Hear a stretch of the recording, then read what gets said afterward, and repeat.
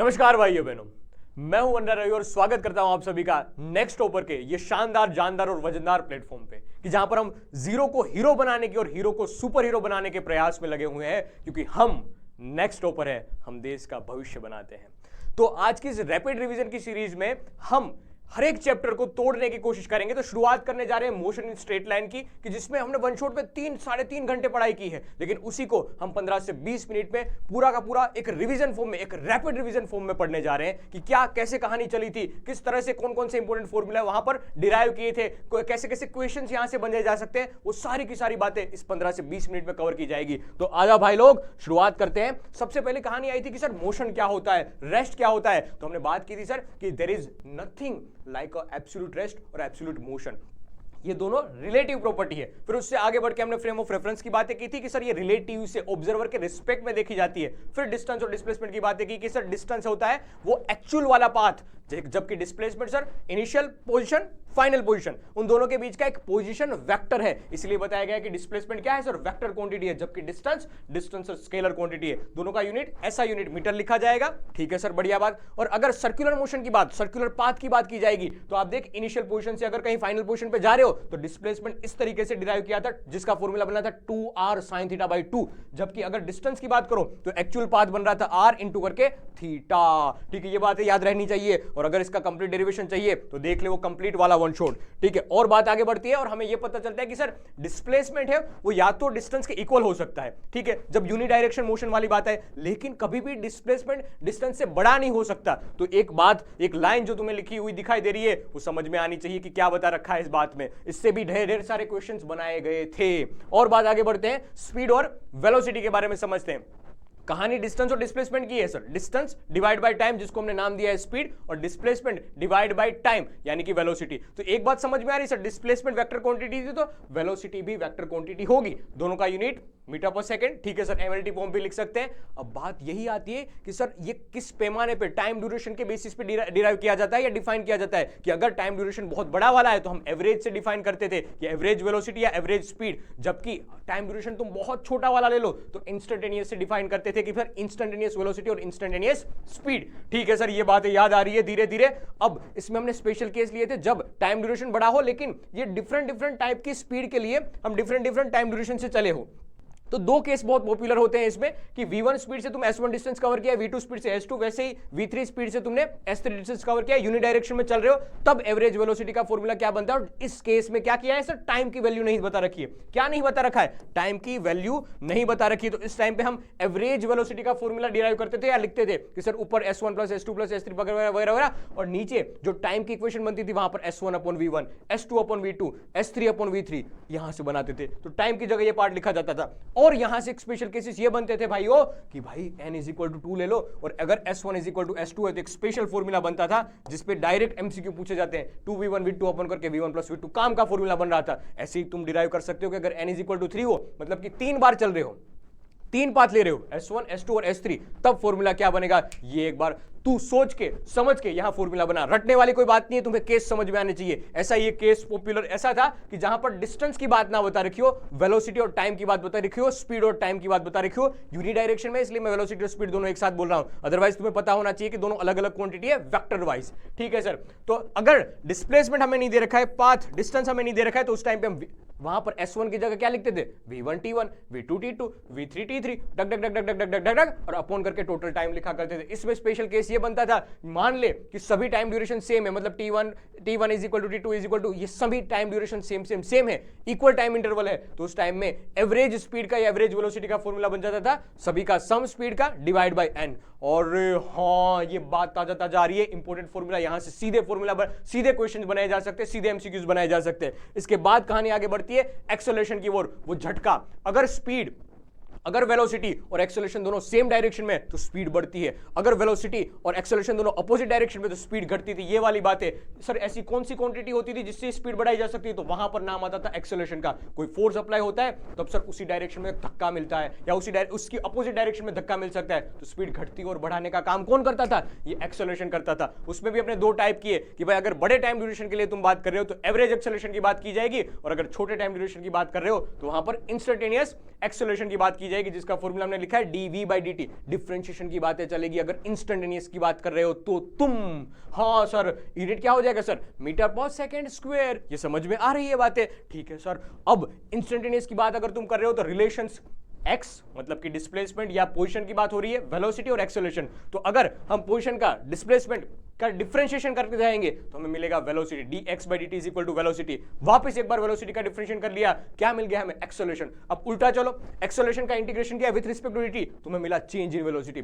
तुम्हें वेलोसिटी का इंटीग्रेशन किया विद रिस्पेक्ट टू टाइम, मिल गया हमें सर डिस्प्लेसमेंट। ठीक है, अब देख मैथमेटिकल टूल्स में ये बातें पड़ी थी कि अगर इंटीग्रेशन का फॉर्म बन रहा है तो a वर्सेस t का ग्राफ हो, a वर्सेस t का ग्राफ हो, तुम्हें क्या दे देगा? उसका एरिया दे देगा, चेंज इन वेलोसिटी। अगर v वर्सेस t का ग्राफ हो और उसका एरिया क्या दे देगा तुम्हें? डिस्प्लेसमेंट। डेल्टा x यानी चेंज इन पोजीशन मतलब डिस्प्लेसमेंट। अरे हाँ, और एक इसका पॉपुलर फॉर्मूला ये भी बनता था सर कि acceleration a is equal to करके v dv/dx, v dv/dx। ये भी एक फॉर्मूला ताकतवर तगड़ा वाला बनता था कि जहां पर सारे शस्त्र छूट जाते थे वहां पर ये काम में आता था। और a वर्सेस x का कहीं ग्राफ दिख जाए तो उसका एरिया तुम्हें क्या देता है सर? चेंज इन वेलोसिटी का स्क्वायर डिवाइड बाय 2। ये बातें तुम्हारे दिलो दिमाग में बैठ जानी चाहिए। काम की बातें थी, इस पर ढेर सारे क्वेश्चन बनाए जा सकते हैं। और थोड़ी बात आगे बढ़ती है और बताते हैं कि अगर एक्सेलरेशन कांस्टेंट है, क्या भाई और बहनों, अगर एक्सेलरेशन कांस्टेंट है तो बात बताई थी इक्वेशन ऑफ मोशन की। बहुत इंपॉर्टेंट टॉपिक, इसका डेरिवेशन भी पूछा जाता है और उसके ऊपर बेस्ड क्वेश्चंस भी पूछे जा सकते हैं। First equation of motion v is equal to u plus at, जहां पर v क्या है?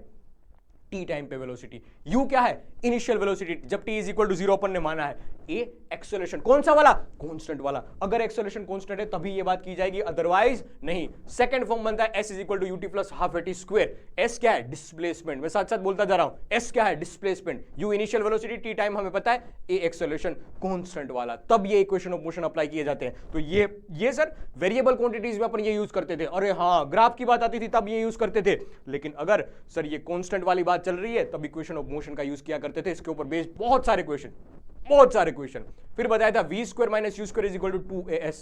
v t टाइम पे वेलोसिटी, सर ये u square initial velocity, s क्या है? डिस्प्लेसमेंट। अरे हाँ, तो यहां तुम्हें पता चलना चाहिए कि जहां पर कहीं ना कहीं हमें डिस्प्लेसमेंट के साथ कोई लेना देना ना हो तो फर्स्ट इक्वेशन का यूज करना चाहिए। हमें जहां कहीं भी फाइनल वेलोसिटी के साथ कोई लेना देना ना हो उस कंडीशन में हमें सेकंड इक्वेशन ऑफ मोशन का यूज करना चाहिए। और जहां कहीं भी हमें टाइम के साथ कोई लेना देना ना हो उस कंडीशन में हमें थर्ड इक्वेशन ऑफ मोशन का यूज करना चाहिए। इसके बेस्ड ही हमने एक फॉर्मूला और बनाया था कि भाई nth सेकंड में कितना डिस्प्लेसमेंट हुआ होगा। क्या?